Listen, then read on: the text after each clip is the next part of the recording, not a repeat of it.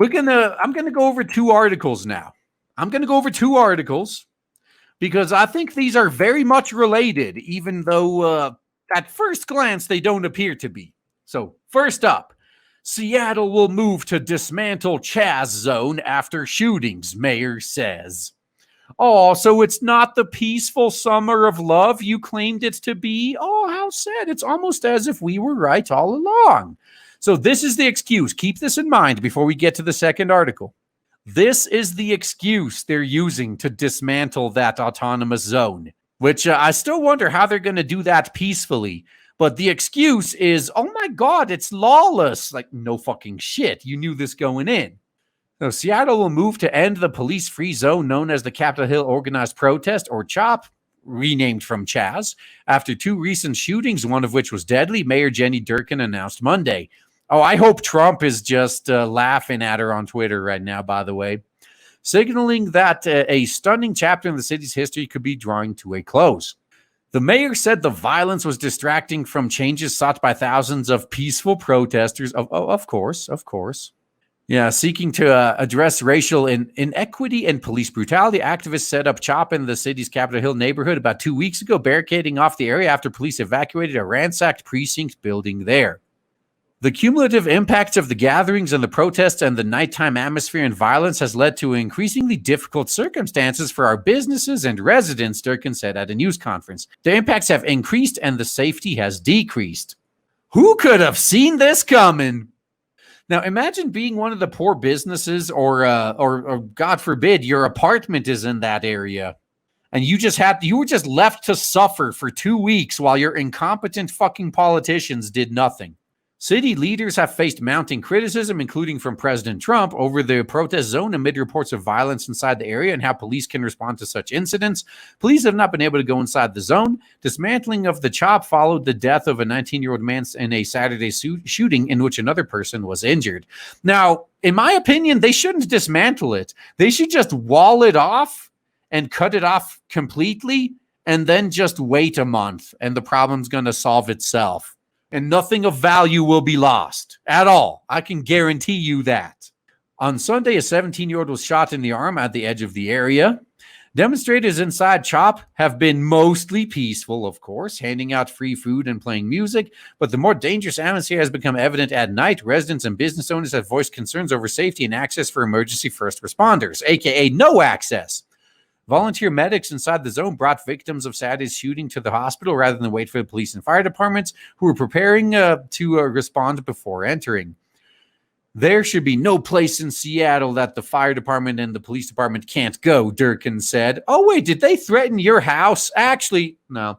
Spoiler alert, there's a much bigger reason the mayor is deciding to crack down. Protesters have issued a list of demands, including calls to defund the police and for leaders to address other social justice causes. Trump frequently has lashed out at Durkan and Washington Governor Jay Inslee, both Democrats, over CHOP's existence, saying the zone is being run by anarchists. On Monday, some CHOP members called for changes to the zone over the violence. In an open letter addressed to organizers, a group of 25 activists and volunteers asked leaders to set up a safe use area in the outskirts of the zone, create different signage encouraging intoxicated persons to stay away, and implement a curfew to prevent destructive behavior at night. Wow, they're sounding pretty totalitarian there. That's like exactly what they're supposed to be against, right? But then again, they did build a wall. Yeah, these people are supposed to be against borders, but whatever. We would like to acknowledge that no organizations, protests, or revolutions are perfect, the group wrote. Oh, please declare this a revolution so we can stop treating you like Americans. We must all be willing to collectively learn and react quickly to mistakes made within our movement. We do not want to see what has started with the intention of lifting the Black Lives Matter message destroyed before us all. You've already done that, actually. Andre Taylor, who founded the anti-police shooting organization Not This Time, said Monday he's told CHOP leaders the violence will prompt the city to take back control of the area. If I put myself in the mayor's position, I have to act when the violence is around, he said. All right, now let's get to the truth. So we read in this first article, the excuse they're using for dismantling this zone is because of all the violence and the shootings and all this shit going on. That's their excuse. Now let's look at what the real reason is. The real reason that Seattle has finally decided to disband this anarchy zone. Due to Seattle's unrest, billion-dollar investment firm is moving to Phoenix. They lost not $1 billion-dollar business to this shit.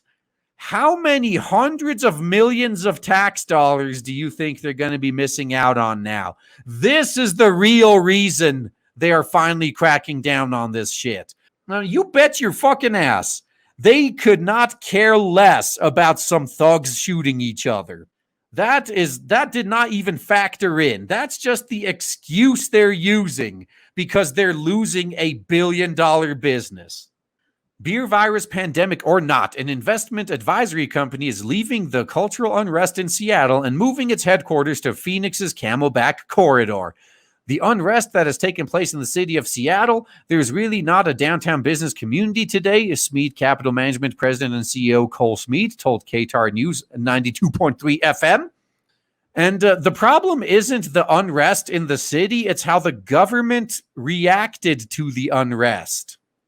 That's the problem. If they had handled it the same way Portland did, this business would still be there.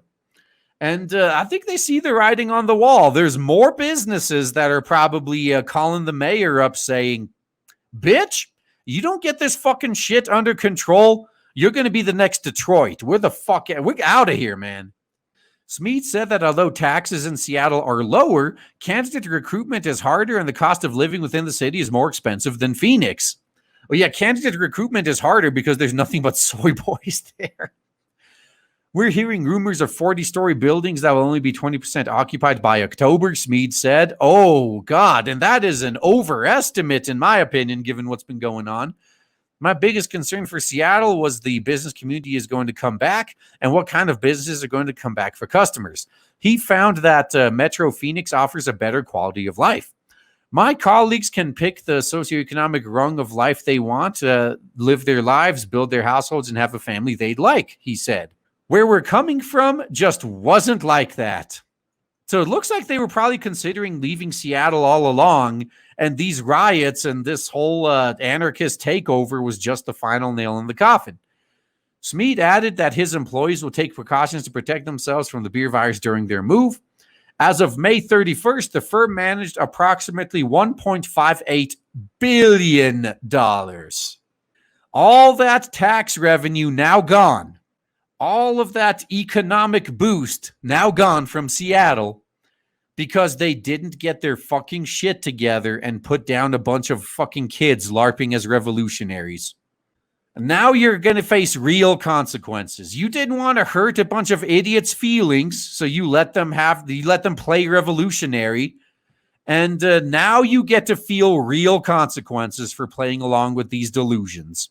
I hope it was worth it, Seattle. Enjoy being the next Detroit.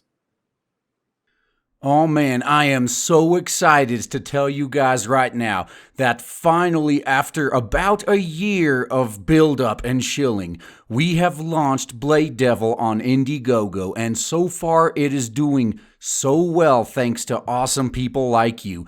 If you haven't backed it yet, then please check the links in the description and check out Blade Devil on Indiegogo. You will not be disappointed.